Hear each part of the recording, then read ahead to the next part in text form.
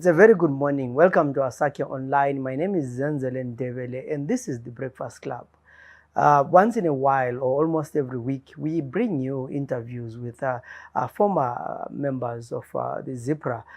These could be people who were soldiers, people who were in the intelligence, people who were leaders, to try and understand the history, because over the years, a lot has been said. Some of the stories are not true, some are true, but also you realize that it is very difficult to get books and that talk a lot about the history of ZPRA. Therefore, a lot of young people don't really know much about ZPRA. But the role or the duty of telling these stories is a very difficult one, because this is almost like 40 years or so, 42 years or 43 years after independence, and the narratives change. Everyone becomes a hero, and many stories, get to be told in different ways. So it is always important that we talk to different people to find out what happened, to try and understand from all angles, and the balancing act is not easy. One of the organizations that were very active in ZPRA was the National Security Order, known as NSO. There have been so many stories and so many controversies around the NSO. Some people in ZPRA accuse them as the people who, disturbed the struggle. Others say they spied on them. And there are so many things that have been said about the NSO. And in the last weeks, we have been trying to talk to NSO members to understand their role, how they saw themselves, and their response to some of these allegations. And today in the program, we'll be talking to Zephaniah Moyo. Some know him as Jekonia. That was his name that he used in the liberation struggle. He was part of the NSO. And the interesting history about Moyo is that before he joined the liberation struggle, he had served as a police officer in the Rhodesian police. So he joined not just as a recruit, but someone who was already been trained. So how was he viewed by some of the ZPRA guys? Was he seen as a spy? What was his relationship with ZPRA leadership and the ZPRA commanders? Tell us the day. What made you decide to, want to join the liberation struggle? Well, mine is a little bit a long story and complicated. I joined the Smith regime in 1969, trained in Tomlinson Depot. After 10 months, I was deployed at Mbembes. That was my first district station. So you were a police officer? A police officer. Yeah.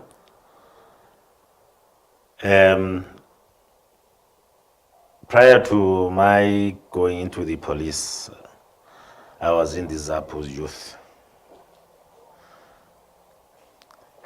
in Kezi.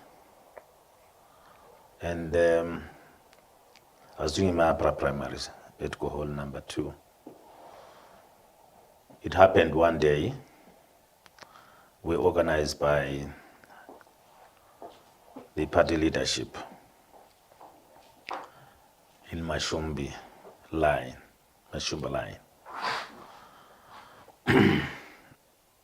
Because as we are aware, in I think early 60s to 66, because that's where I was. The party was really vibrant in that area. And I was in one of those guys who were in the senior soccer team. So with teachers like Duncan Lolo and Elos Smeller. I've forgotten his first name. Martin, I think he was Martin Smeller. So we organized to block the visiting a special team from the Ministry of Information, Rhodesian Ministry of Information, where they were moving around showing films about the chiefs, visiting the Queen. So we were actually organized to attack, that vehicle or that bicycle. They came in the evening around 7. Then we protested, but they just wanted, to go ahead, and then we attacked them. We were in 3 groups. One was at the school, one was in the Mikli because it was off the Kezi Sign Road. So we stoned the vehicle. We're trying to avoid it, not to go to Kezi because Kezi was nearer than Sign, forcing them that they should try push them to Sign so that we can disperse. So we stoned the vehicle. It overturned. The occupants, actually, they were injured. Actually, they had left some of their equipment at the school. The following day, the police came to do investigations. We were all arrested. We were taken to Kezi police station. Lucky, it was at 9 night. Few people recognized me. Some of the guys were taken as far as up to Gwanda for interrogation. Luckily, we were juveniles. We were assisted by Reverend Griffiths. He's the one who said these are juveniles, they have to be released. And luckily we were released and we continued with our education, but under strictly, monitoring by the police. After completing my standard 6, I came into Bulawayo and started looking for employment because I grew up without a father because my father died when I was very young. So my mother is the one who cared for me, my primary up to standard 6. So there wasn't enough money for me to continue, with my education. I did a little bit of correspondence up to Form 2. Then again, I failed to continue because of the issue of funding. Then at one time, I went and worked in the veterinary services in Wangi. That was during the 1967, the Wangi campaign. So I was influenced, to join, the liberation movement at that time. But it wasn't easy because at that time, the recruitment was secretly done. At a later stage, I decided, okay, let me join the security services. At that time, I decided to join the police. I went to Harare, where I forwarded. I went for actually I made an application and then I was called to Harare for my interview at Thompson Teba. Then I had to come back to Bulawayo and I remained for 3 months when they were vetting, trying to find out what character I was and so forth and so forth. But in all my documents, I had to try and avoid that it ended Gohole. So I was accepted in the police in end of 1969, mid 69, and then did my training at Thompson Deba. After finishing, as I rightly say, I was deployed in Bembesi. Luckily in Bembesi again, I don't know whether it was because they thought most probably I could do better in an underground, work. At the present moment, the department is called Peace, but at that time it was called Ground Coverage. So again, it was another chance, to continue working with the politicians. Both in Bembesi and Tabazinduna. I remained in Mbembesi for quite some time, but I was still in uniform. But most of the time, I was in plain clothes because I was doing ground coverage.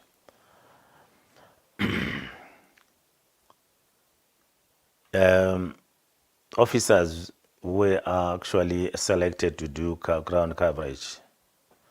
They normally reported, to the member in charge of the station. Even if at least there was a black senior officer, we were not allowed to report whatever we're doing. And all the information was actually sent, to special branch in Blawayo, because at that time there were very few officers, CID and special branch in the rural areas. Mind you, at that time, the officer commanding of the region, both Matabele South, Matabele North, was Blawayo. So it was under Matabele. I remained at Mbembesi for at least about 3 years. Then I decided to make an application to join the CID. From CID, I was accepted. I came into Blawayo, and I was stationed at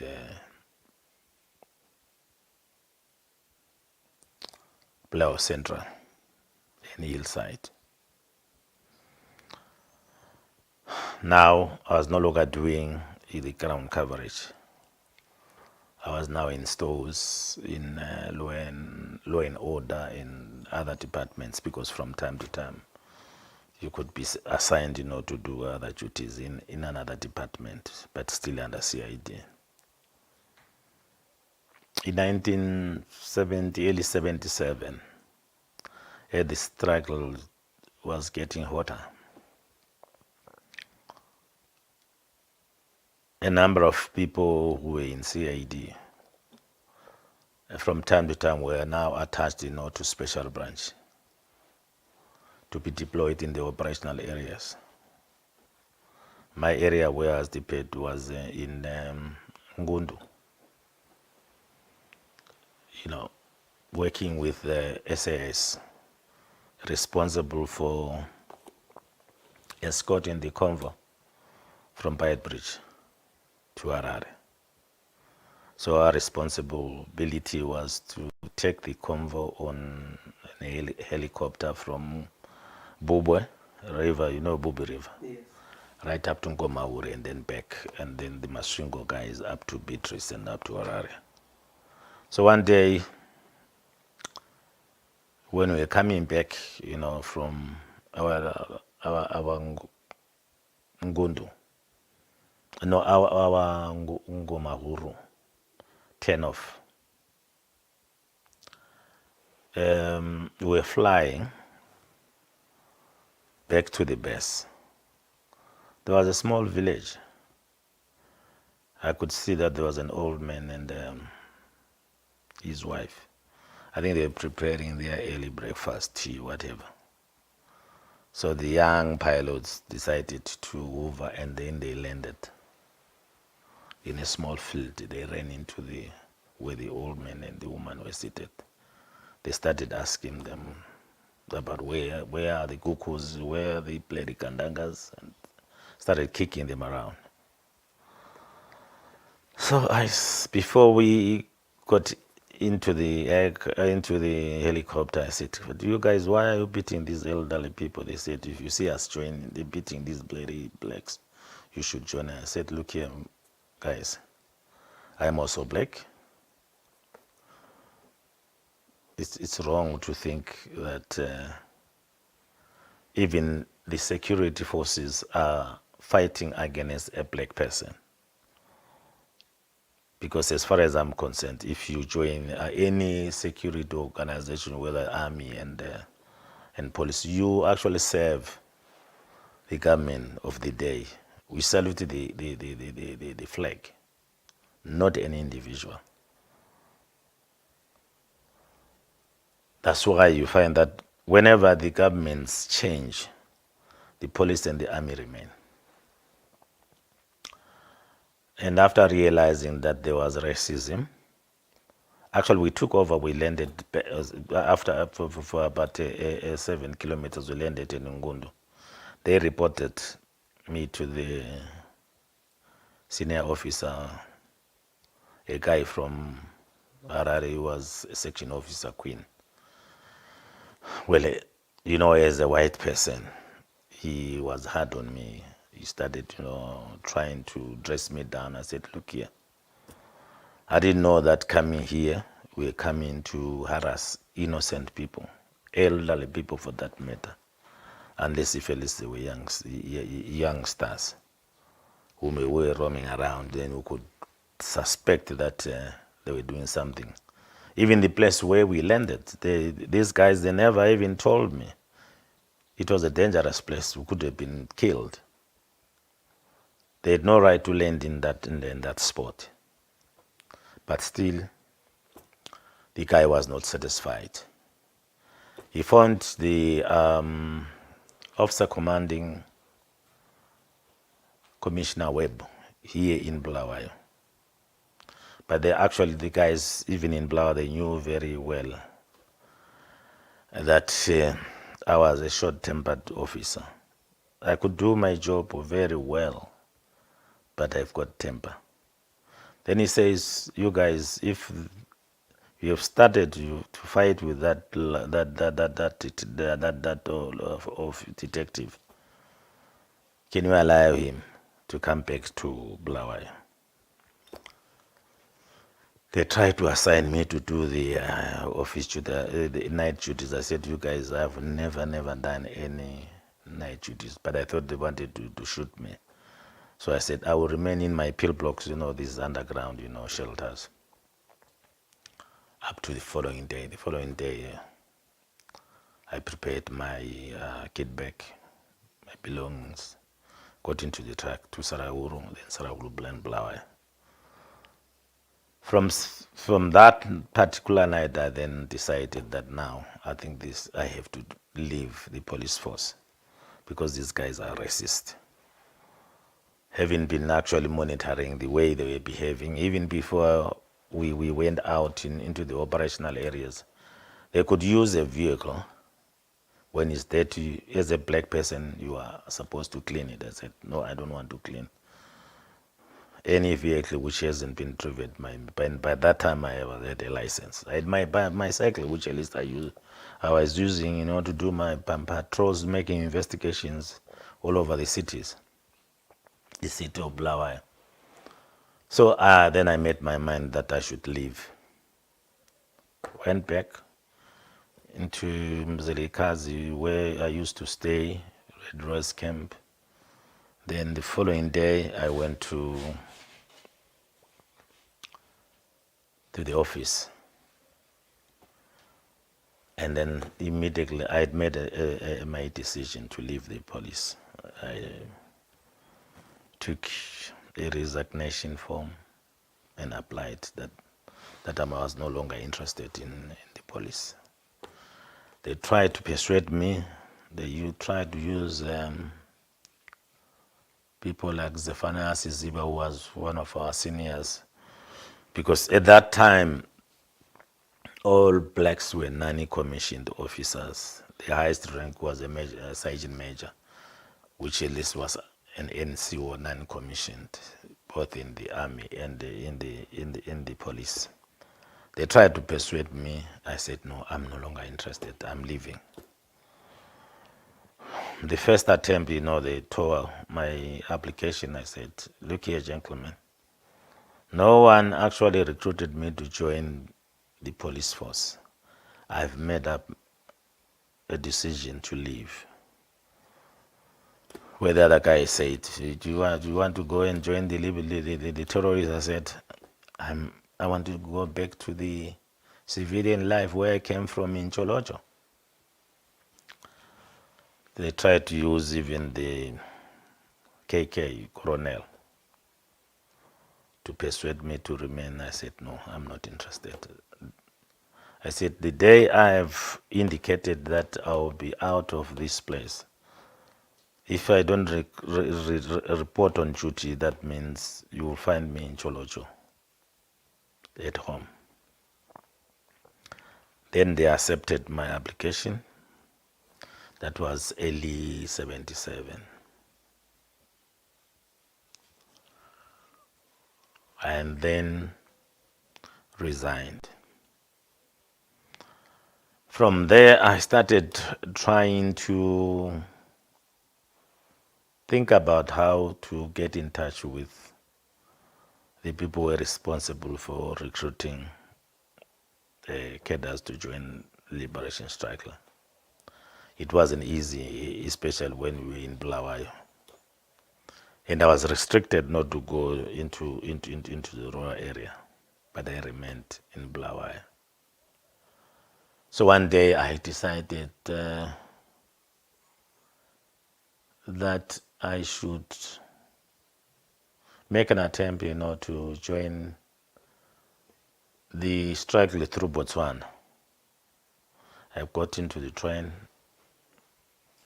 went past, Francistown, because I wasn't sure of what to do. Went up to Palape. When the other train was coming from Gaborone to Bulawayo, I decided to return to Bulawayo. After 3 weeks, again, that was a final decision which I made. Well, I knew as a security person, I was very clear, having trained in the police for 6 months and did all the intelligence, trainings and so forth, that for me, it was a risk even joining the Liberation Struggle because I was going to be suspected to be a spy. But I said, okay, I've decided to leave. Then the next move I thought I could do is to just get into the plane, into the train up to Gaborone. Immediately after dropping from the train, I went straight to the police charge office at Francistown and reported myself that I'm an ex-BSAP. I want to join the Liberation Struggle. So the police officers, they got worried, the Botswana, because it was after some, numerous activities by the Rhodesian officers kidnapping people, bringing them into Zimbabwe. So immediately I was detained. I didn't know why I was detained, but they actually said, okay, we'll detain you because tomorrow we'll ask the people responsible for the recruitment to come and talk to you. I said, okay. They detained me. In the cells, I met Mr. Dube, I forgot his name, and the other guy was in Lovo. Lovo came from Bambatsi.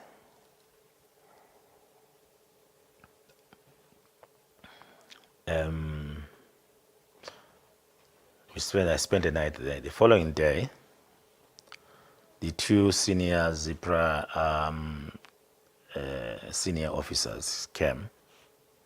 One of them was my son Love and Makepese. I can't remember whether the one was called Chuma. I was taken to about 15 kilometers north of Francistown. I think if you go through Francistown on your left side, you could see some boosters, signals. Yeah. There was a special branch, office there. That's where I was taken. Actually, I spent the whole day. They were interrogating me, but they were really tough, but they never actually harassed me or beat me. And I was taken back to the cells. The following day, I spent the night in the cells. The following day again, they came and they took me into an office. The interrogation continued. I'm not sure whether they did communicate with the director of intelligence in ZAPU, Comrade Dabengwa, because Comrade Dabengwa was in my file at Mbembesi, or he was in the Mbembesi file, Mbembesi police file. I knew him, all the details about him. There was a lot of information about him, the relatives and whatnot. His father, that they bought a farm in Batemba. So I think they contacted Dabengwa. Then Dabengwa said, "We would like to see this man." So the third day, I was blindfolded, put on a truck, and taken to the airport in Francistown. And then with others, we boarded, this Red Cross plane, which was taking refugees from Francistown to Lusaka. From Lusaka, we were driven to Nampundu. I thought at that time, okay, I've already joined the strike list, so most people were going to a military academy to do further training and this and that. Little did I know that we were going into the bush. Got into the truck, which at least had a canvas at the back from the airport, to Lusaka city, and then we thought we're about to get into Lusaka, then straight, then Lusaka West. Then we could see the lights now behind, right into the bush, up until on the Mumba Road, up until we turned left, to Nampundu. While I was in Nampundu, there were a few guys. I later discovered that those were the guys who were trained in intelligence, but not in reconnaissance and military intelligence. But they were seconded, to. At that time, I think now the department was called PRO, Public Relations Affairs Office, which was led by Dumiso himself. I spent a day in Nampundu. The next day, I was told that I was wanted in Lusaka. Some guys came, a vehicle came and picked me because they said Dabeng wanted to see me.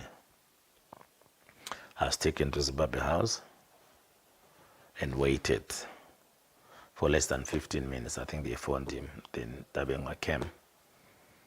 When he came, I'd never seen him, physical, but because I had seen him on the pictures, I could see him as he was coming, and I was seated down under a tree. So he came straight to me. They gave him a chair,